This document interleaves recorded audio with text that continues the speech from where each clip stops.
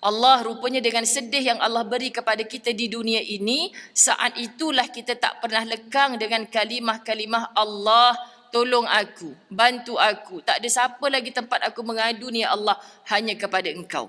Maka lebih kerap dalam sedih itu sepatutnya kita mendekat kepada Allah, bukan berputus asa dari rahmat Allah. Rajim, la tahzan innallaha ma'ana. Nak latih hati kita bersangka baik dengan ujian Allah, tolong jangan melampau-lampau dalam bersedih.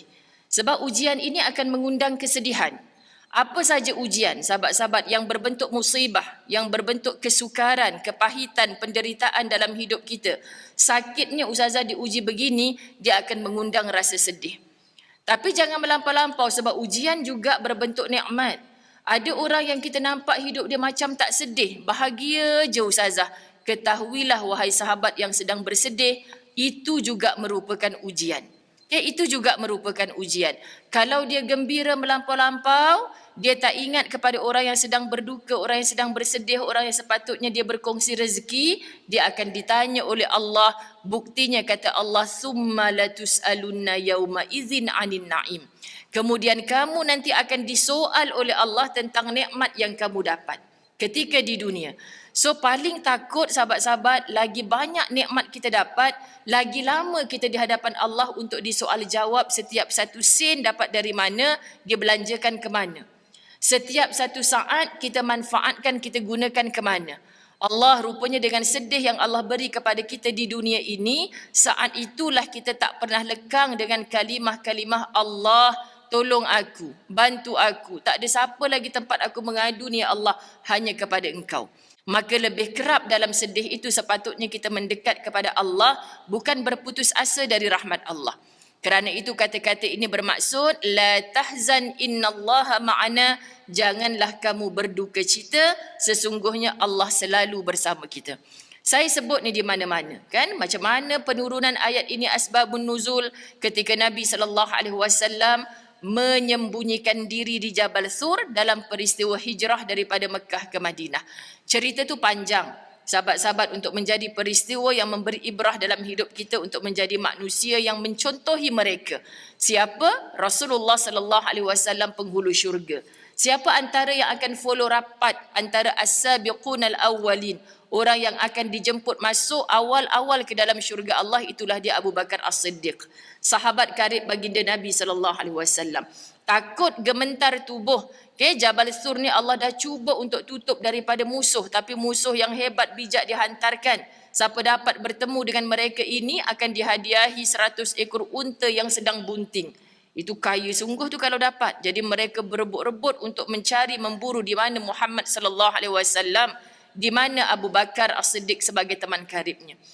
Dan Allah hijab, Allah lindung penemuan mereka berdua, insan agung, insan mulia ini. Sahabat-sahabat, musuh hanya berada di hadapan pintu gua. Kata Abu Bakar, ya Rasulullah, kaki musuh dah berada depan kita ni. Matilah kita. Bahasa kita macam itulah, matilah kita lepas ni. Tapi kata Abu Bakar, bila dengar je kalimah la tahzan innallaha ma'ana daripada baginda Nabi SAW, mengalir ketenangan dalam tubuh Abu Bakar. Hilang rasa duka cita, hilang rasa gentar, hilang rasa takut. Kerana yang sepatutnya kita takut adalah Allah semata. Tahulah Allah nak lindung kita macam mana? Tahulah Allah nak jaga kita macam mana? Nescaya, kata para alim ulama membahas ayat itu, andai bukan Muhammad yang bercakap macam tu. Contohlah kita jumpa Abu Bakar dalam ketakutan, la tahzan innallaha ma'ana. Tetap kelang-kelibut juga Abu Bakar lari sebab dah nampak kaki musuh kat depan. Tapi sebab Muhammad sallallahu alaihi wasallam yang bercakap demikian, terus datang semangat kekuatan luar biasa.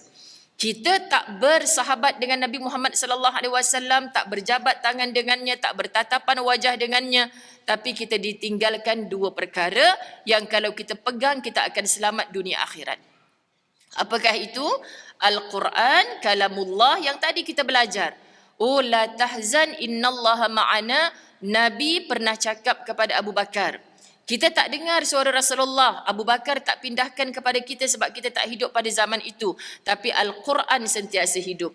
Satu-satunya mukjizat yang diberikan kepada Muhammad sallallahu alaihi wasallam yang kita boleh pegang, yang kita boleh sentuh, yang kita boleh baca, yang kita boleh mengaji dan kita mengkaji. Maka orang yang menjauh dengan Al-Quran hidupnya tak akan tenang. Sebab bila dibacakan kepada orang seperti Abu Bakar, tahu dah dia ini adalah kata-kata Allah.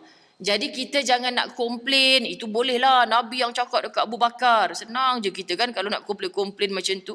Cubalah saya kalau sedih, Rasulullah datang, bangkit, cakap kat saya, la tahzan innallaha ma'ana. Automatically saya akan ikutlah macam Abu Bakar jadi tenang. Saya kata tak. Bukan sebab Muhammad sallallahu alaihi wasallam saat ini sudah ditidurkan dalam nikmat kerehatan oleh Allah Subhanahu wa taala. Tetapi sahabat-sahabat dirahmati Allah, sebab kita tidak betul-betul mendalami apa yang Allah sampaikan pada kita. Maka macam mana kita nak bersangka baik dengan ujian Allah? Jadi kalau dapat apa saja ujian, sangka baik dulu. Apa tips yang mudah untuk bersangka baik ni? Syukur dulu. Ya Allah, terbakar rumah. Memanglah kita tak alhamdulillah, tetap innalillah juga. Cuma berlaku di kejiranan saya dalam tempoh hanya beberapa bulan, 2 biji rumah terbakar ni sahabat-sahabat. Yang pertama tempoh hari memang total loss, sampai sekarang tak duduk lagi rumah tu menumpang. Jiran kami yang baik ni di rumah anaknya. Bukan menumpang lah, rumah dia juga, ada juga rumah. Tapi Ustazah belajar daripada lisannya, subhanallah. Syukur Ustazah semua selamat, tak ada pun yang tak ada korban jiwa dan sebagainya kan. Siapa yang gerakkan hati suami dia nak pergi ambil isteri bekerja malam tu. Padahal kalau tak keluar daripada rumah ambil saya pun biasa je dia buat macam tu. Kenapa malam tu pula dia nak keluar daripada rumah? Sedangkan kebakaran tu dekat DB box kat bawah tu. Suami kalau waktu-waktu macam tu Zazah dah duduk kat atas, tak tahu apa berlaku kat bawah. Kalau berlaku dekat depan pintu macam tu, dia nak keluar memang tak boleh. Zazah bayangkan saat itu. Macam mana Allah boleh bawa dia keluar syukur. Jadi orang macam ni dia akan mudah untuk bersangka baik dengan Allah. Sebab dia berterima kasih dulu dengan Allah, sekurang-kurangnya hanya rumah yang hangus, tidak ada kemalangan jiwa di dalamnya. Betul kan sahabat-sahabat? Bohonglah dia tak bersedih. Barang-barang sentimental value bila pergi cek, tengok kan bomba, polis dah letak dah tali awas tu, jangan masuk kat dalam tu. Ustazah pagi tadi jumpa satu cincin, ni lah cincin paling kenangan walaupun dah hitam, akak pakailah juga hitam-hitam ni pun. Sahabat-sahabat dirahmati Allah. Maknanya kita nak sebut ada juga yang Allah nak bagi kita rasa lapang dada. Maka jangan melampau-lampau dalam bersedih kerana Allah selalu bersama kita.